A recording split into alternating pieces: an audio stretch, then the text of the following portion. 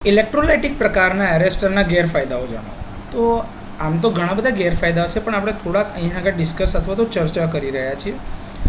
આધુનિક એટલે કે મોડર્ન એરેસ્ટરની તુલનામાં તે ક્ષણિક સર્જ સામે એટલે કે ભાઈ મોમેન્ટરી સર્જ સામે ધીમી પ્રતિક્રિયા આપે છે. એટલે કે ભાઈ એનું રિસ્પોન્સ ટાઈમ ખૂબ જ ખરાબ છે કમ્પેર ટુ મોડર્ન એરેસ્ટર, બહુ ધીમો છે.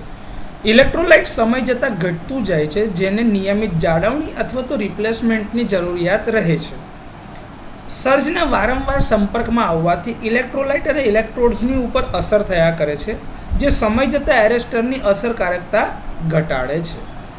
ઇલેક્ટ્રોલાઇટ સોલ્યુશન સમય જતાં બાષ્પીભવન થઈ શકે છે અથવા તો અત્યંત ઠંડી પરિસ્થિતિમાં થીજી શકે છે, જેનાથી તેની અસરકારકતા ઓછી થાય છે.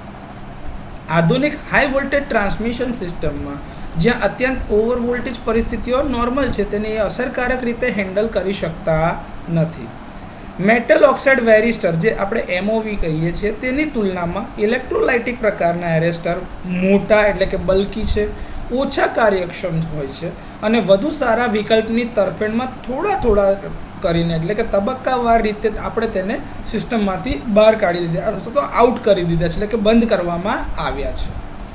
સામાન્ય ઓપરેટિંગ પરિસ્થિતિઓમાં પણ ઇલેક્ટ્રોલાઇટ દ્વારા અમુક નાનો લીકેજ કરંટ વહેતો હોય છે, જેના લીધે આપણને એનર્જીનો લોસ એટલે કે ઉર્જાનો વ્યય થાય છે અને હીટિંગ એટલે કે લોકલ હીટિંગ તરફ દોરી શકે છે, જે એની અસરકારકતા ઓછી કરે છે.